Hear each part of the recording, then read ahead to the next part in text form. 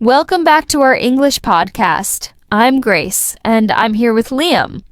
Hi, everyone. This is your space for English listening practice and English speaking practice. Today we're talking about weekends, a simple but useful topic you can use in everyday conversations. We'll share a short dialogue and teach you some helpful vocabulary so you can talk about your weekends naturally and confidently. Let's start with Saturday. Grace, how did yours begin? Honestly, it started pretty slowly. I didn't set an alarm, so I woke up a bit later than usual. I made a cup of tea and sat on my balcony. The air was refreshing, that feeling when it's just cool enough to make you feel awake. Yeah, that's a nice way to start the day. Refreshing good word for that crisp, energizing feeling. Exactly. And then something unexpected happened, a bit of serendipity. Oh, that's one of our more difficult words today. Want to explain it? Sure. Serendipity means a happy surprise or a lucky coincidence. In my case, I saw my neighbor walking past and found out she was heading to the same farmer's market I was planning to visit. So, we decided to go together. That's a great example. The market was lively stalls full of fresh fruit, bread, flowers. We tasted cheese samples, bought some strawberries, and just strolled around chatting. Sounds like a nice, relaxed morning. It really was. By the afternoon, I spent some time reading in the park. The weather was perfect, sunny, but not too hot. Sounds like you were in full leisure mode. Yes, leisure is that time when you can just do what you enjoy. No work, no rushing. My Saturday was the opposite of slow. I had promised some friends I'd join them for an early hike in the hills. We started at 7 a.m., which meant I had to be up at 5:30. That's dedication. It was worth it. The air was crisp, the sky clear. The trail was a bit steep in places, but when we reached the top, the view was absolutely exhilarating. Another one of our difficult words. Yes, exhilarating means thrilling and full of energy. The kind of experience that makes you feel completely alive. That's exactly how it felt standing up there, looking over the valley. Did you take photos? Of course. After the hike, we stopped at a cafe in the village. I had a strong coffee and a big breakfast sandwich. By the time I got home, I felt like I'd already lived a whole day. And it wasn't even lunchtime yet. Exactly. In the afternoon, I took a nap, then later met a couple of friends for dinner. Nothing fancy, just a small Italian place in the neighborhood. My Saturday evening was cozy. I made pasta using the fresh tomatoes from the market, and then I watched an old film I love. Alone or with friends? Alone this time, but I enjoyed it. Sometimes a quiet evening at home can be more memorable than going out, especially if it's exactly what you need. True. Memorable doesn't have to mean big or loud. It can just be something that leaves you feeling content. Exactly. My evening was noisier. My friends convinced me to join them at a small live music venue. The band was great. Nothing too loud, just enough to get people clapping along. Sounds like fun? It was. And I met someone there who's also into hiking, so we exchanged numbers to plan another trip. Sunday for me was about slowing down. I went for a late breakfast at a cafe I'd never tried before. The pancakes were fluffy, and they served coffee in these big, comforting mugs. That already sounds relaxing. After that, I visited my aunt. She has this little garden, and she was so proud to show me her roses. We sat outside, drank lemonade, and talked for hours. That's nice. I think time with family is one of those refreshing things too. It's not just about rest, it's about feeling reconnected. Yes. And in the evening, I took a short walk just to enjoy the last bit of sunlight before the week began. My Sunday was pretty relaxed too. I started the day doing laundry and some light cleaning, not exciting, but necessary. Weekend chores, they always find a way in. True. But after that, I treated myself to some leisure time. I went to a little bookstore I like, browsed for an hour, and picked up a novel. Sounds nice. Then I met my cousin for an early dinner. We don't see each other often, so it was good to catch up. Okay, now let's hear this little weekend chat between two friends. See if you can catch all the details. Hey Daniel, long time no see. How have you been? Hi, Sophia. I've been good, thanks. How about you? I'm doing well. So, how was your weekend? Oh, it was really nice. On Saturday morning, I went hiking with a few friends. The weather was perfect sunny, but not too hot. We even had a picnic at the top of the hill. That sounds amazing. Where did you go hiking? We went to Green Valley, about an hour's drive from here. Have you been there before? No, I haven't, but I've heard it's beautiful. I should add it to my list. What about Sunday? Did you do anything fun? Sunday was more relaxed. I stayed at home, did some laundry, and in the afternoon I watched a movie with my family. We made popcorn and just chilled on the sofa. Oh, that's my kind of Sunday. What movie did you watch? We watched a comedy called Happy Neighbors. It was hilarious. I couldn't stop laughing. Nice. My weekend was a bit different. On Saturday, I visited my cousin because it was her birthday. We had a big dinner, played games, and of course, ate too much cake. I can imagine. And what about Sunday? Sunday was a mix of work and rest.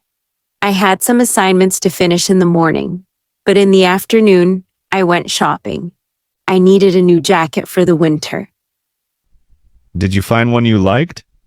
Yes, and it was on sale, so I was extra happy. That's always the best feeling. Sounds like we both had a good weekend. Definitely. It's nice to start the week with good memories. Anyway, I should get going, but let's catch up again soon. Sure thing. Have a great week, Sophia.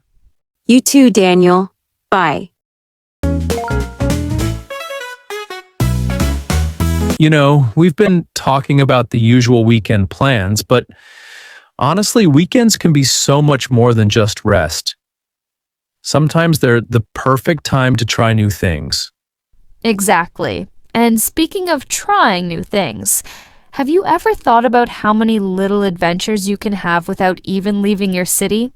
For example, going to the cinema is still one of my favorite weekend activities. Oh, yes. The cinema on a Saturday night has a special vibe, doesn't it? The smell of popcorn, the low hum of people chatting before the film starts, the big screen making everything feel larger than life. And the choice of movie really changes the experience. Sometimes you go for a big action film where you feel like your seat is shaking with the explosions. Other times, you pick a slow, thoughtful drama that makes you a little reflective afterward. I remember one weekend, I went to watch a mystery film and it was so absorbing that I didn't even notice 2 hours passing.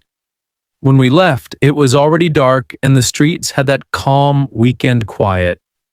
That's one of the nice things about weekend cinema trips. You can go with friends, family, or even alone if you just want some personal time. True. And speaking of personal time, cooking at home can also be a wonderful weekend activity. I'm not talking about just making something quick to eat. I mean, actually trying a new recipe, maybe something you've never made before. Oh, I love that. On weekends, I sometimes try recipes from different cuisines. Last month, I attempted a Thai curry. It was slightly challenging because I had to find ingredients like lemongrass and coconut milk, but the process was, what's the word? Rewarding? Exactly, rewarding. And even if the result isn't perfect, the process feels creative. Plus, your home smells amazing afterward. And if you're cooking with someone, it can turn into a shared experience, a mix of teamwork and laughter when something goes wrong. Yes. And on the opposite side of staying in, there's also the option of doing a DIY project. Maybe you paint a wall, fix a shelf, or build something small for your home. It's surprisingly satisfying to complete a task you've been postponing for weeks.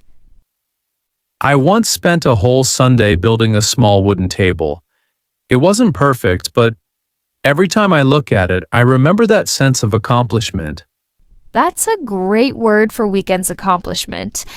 You can relax, but you can also end the weekend feeling like you've achieved something. Another option is visiting a local event. Sometimes towns have fairs, food festivals, art exhibitions. They're great for discovering new things and meeting people. Absolutely.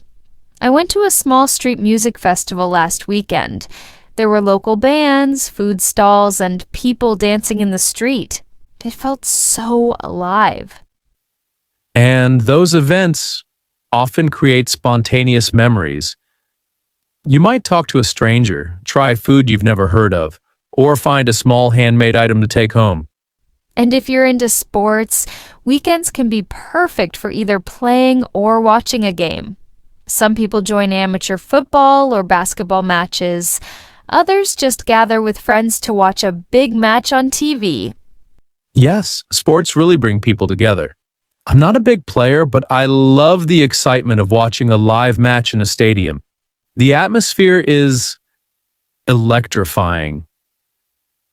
Match is used for sports like football, cricket, and tennis. Game is often used for basketball, baseball, or board games. And for something more peaceful, you can always take a short day trip maybe to a small town nearby or a nature spot. A change of scenery can feel like a mini vacation. I agree. Even a 2-hour trip to a quiet lake or a hiking trail can refresh your mind. It's not about how far you go, it's about breaking your routine. And shopping probably one of the most common weekend activities worldwide.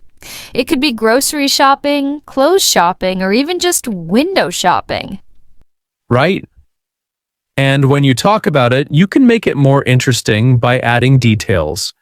Instead of saying, I went shopping, you could say, I went to the new supermarket near my house to buy fresh vegetables and fruit. Or, I went to the mall to look for a winter coat. Exactly. And here's a little phrase for our listeners. I picked up some. This is an informal way to say I bought. For example, I picked up some bread and milk on Saturday afternoon. What did you do on Saturday? I went shopping. I needed a new pair of sneakers, so I went to the sports store in the city center. Did you find what you wanted? Yes, and they were on sale, so I was really happy. Another activity that's surprisingly common: gardening. Many people find it relaxing and rewarding. And you don't need a big garden for this. You could have just a few plants on your balcony, or even herbs growing in your kitchen window. When you talk about gardening, you can use verbs like plant, water, grow, prune, harvest. For example, I planted some new flowers in my garden this weekend. Or, I harvested fresh tomatoes from my backyard. Liam, did you spend time in your garden this weekend? Yes, I planted some roses and watered the vegetables. It's so peaceful. That sounds lovely. Fresh air and nature, perfect for relaxing. Weekends are a great time for exercise. People go jogging, cycling, hiking, or join fitness classes. Yes, and if you're talking about exercise, add adjectives to make it sound more vivid. I went for a refreshing morning run. Or, I joined an intense workout session at the gym. Did you exercise this weekend? Yes, I went hiking on Sunday morning. The view from the top was amazing. That sounds energizing. Another very common weekend activity: visiting loved ones. You can say, I visited my grandparents, or I went to my cousin's house for dinner. And remember, You can use catch up with to mean spending time together and talking. I caught up with an old friend over coffee. Weekends are a great time to learn something new or enjoy hobbies painting, photography, knitting, or learning a new language. Yes, and for learners of English, this is perfect. You could say I practiced English for 2 hours on Sunday, or I joined a pottery class. Not everyone wants to go out. For many, the weekend is a time to relax at home. Exactly. Relaxing activities might include watching TV, listening to music, reading, cooking, or just sleeping in. To make it sound more interesting in English, you can say, I binge-watched my favorite TV series, or I spent a lazy Sunday afternoon reading a mystery novel. So, as you can see, there are endless weekend activities to talk about. And describing them with details and feelings makes your English more. Let's explain some useful vocabulary. Outing. A short trip for fun or relaxation. Example. On Saturday, we went for a family outing to the zoo. Stroll. A slow, relaxed walk. Example. We took a peaceful stroll in the park after dinner. Gathering. When people meet together for fun or celebration. Example. There was a small gathering at my friend's house on Sunday evening. Leisure. Free time when you are not working or busy. Example. I like to spend my leisure reading or listening to music on weekends. Unwind. To relax and feel less stressed. Example. A good movie helps me unwind after a busy week. Getaway. A short trip away from home, often for a weekend. Example. We went on a weekend getaway to the mountains. Barbecue. A meal or party where food is cooked outside over a fire or grill. Example. We had a barbecue in the backyard on Sunday. Sightseeing. Visiting interesting places for fun. Example. We spent Saturday afternoons sightseeing in the old city. Campfire. A fire made outside for warmth, cooking, or fun. Example. We sat around the campfire telling stories and singing songs. Chill. To relax and do nothing stressful. Example. We just chilled at home and watched movies all weekend. Let's talk about tips for talking about your weekend. First tip, keep it simple. You don't have to tell every single thing you did. Choose one or two main activities. For example, instead of I woke up at 7, had breakfast, cleaned my room, watched TV, called my friend, went for a walk, made lunch, read a book. You could say, on Saturday morning, I had breakfast and then went for a walk in the park.